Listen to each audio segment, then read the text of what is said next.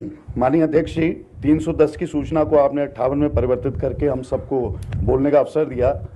मैं सम्मानित नेता प्रतिपक्ष समेत जितने हमारे विधायकगण सहयोगी हैं जिन्होंने अपनी बातें रखी, मैं उनके विचारों से अपने विचारों को संबद्ध करता हूं। माननीय अध्यक्ष जी, सबसे बड़ी लूट जो हुई है और परेशानी जो आती है, क्योंकि मेरे पास बिजली के बिल जैसे मार्च करीब आता है, क्योंकि आपके भी क्षेत्र के लोग आपको बिजली के बिल के लिए काफ़ी आपके पास अप्रोच करते होंगे, तो एक चीज मैंने देखी है पिछले 3 साल से, जो भी उस पर ब्याज लग रहा था, एक ब्याज लगता है लेट चार्जेस का, उसमें पिछले 3 साल से कोई माफी नहीं हुई।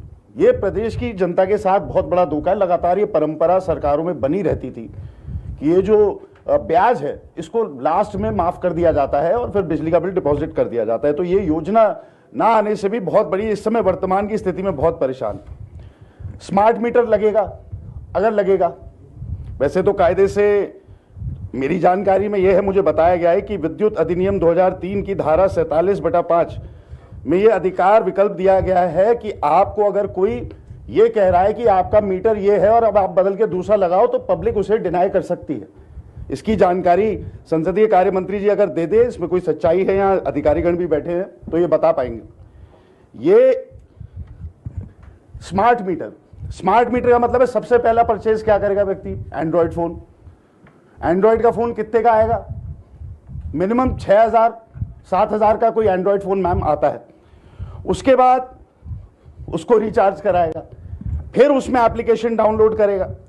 इसके अलावा ये बात भी क्या सत्य है, मैं सरकार से आपके माध्यम से आपका ध्यान आकर्षित करना चाहता हूं कि ये मीटर अगर खराब हो जाएगा तो ये कंपनी के 8 से 10,000 रुपए लेके दोबारा इस मीटर को लगाएगी। ये भी बहुत बड़ा धोखा हमारी जनता के साथ हो रहा है। जो अभी बीपीएल श्रेणी में 1 किलोवाट तक ₹1.75 प्रति किलोवाट दे रहे थे, अन्य को 100 यूनिट तक 3.40 प्रति किलोवाट बिजली का भुगतान तथा 101 से 200 यूनिट बिजली पर भुगतान ₹4.90 प्रति किलोवाट प्रति यूनिट करते हैं।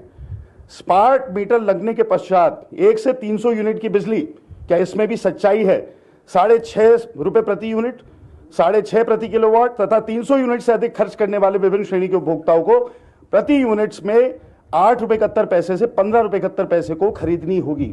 इसमें कितनी सच्चाई है मैं आपके माध्यम से जानना चाहता हूं। साथ ही साथ गुजरात, बिहार हो गया, जनता ने वहां पर इसका बहुत भारी विरोध करा है।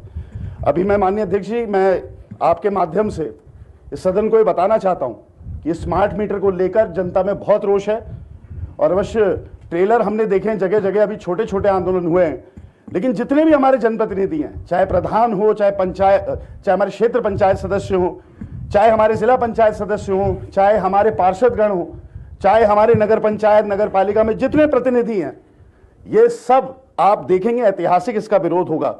और जैसे बिहार और यूपी और गुजरात में नहीं लग पाया मैं माननीय अध्यक्ष जी ये मीटर, जन विरोध की वजह से, ऐसी कोई स्थिति यहां उत्तराखंड में भी आने वाली है। स्मार्ट मीटर पे एक और बहुत बड़ा चिंता का विषय, अभी माननीय सदस्य बेहड़ जी ने पैम्फलेट दिखाई यूपीसीएल की, उसमें साफ लिखा है कि प्रीपेड मीटर है, लेकिन यहां पे सरकार गुमराह करने की कोशिश कर रही है, क्योंकि अधिकारीगण कह रहे हैं नहीं ये साहब ये तो पोस्ट पेड मीटर है।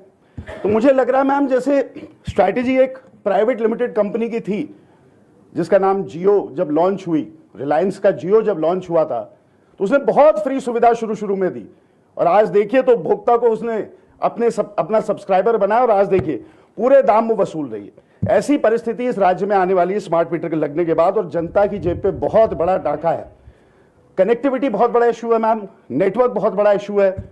जो हमारे दूरगामी जो क्षेत्र हैं, जो हमारे सीमांत क्षेत्र हैं, वहां नेटवर्क ही नहीं है।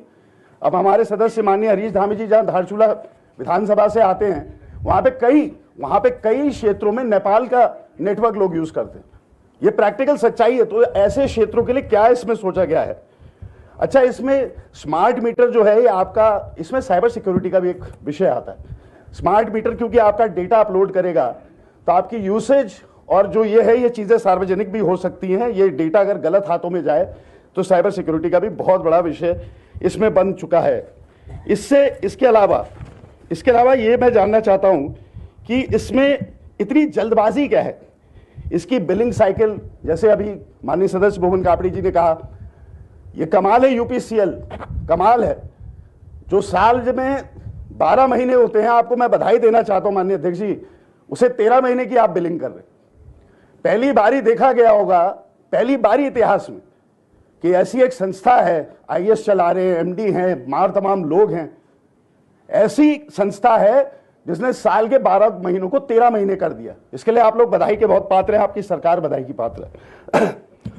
इसका जैसे मैंने ज्यादा समय नहीं लूंगा माननीय अध्यक्ष जी, सारे लोगों ने सारी चर्चा कर ली है सारे विषय पर, लेकिन इस स्मार्ट मीटर का मैं आपको विश्वास दिलाता हूं, जनता को अपनी हल्द्वानी की, जहां से मेरे को चुन के भेजा गया है, हल्द्वानी में पुरजोर विरोध होगा, सड़क पे आंदोलन होंगे और इसको नहीं लगने दिया जाएगा। आपने इस लोक महत्व के विषय पे मुझे बोलने दिया, आपका बहुत बहुत आभार।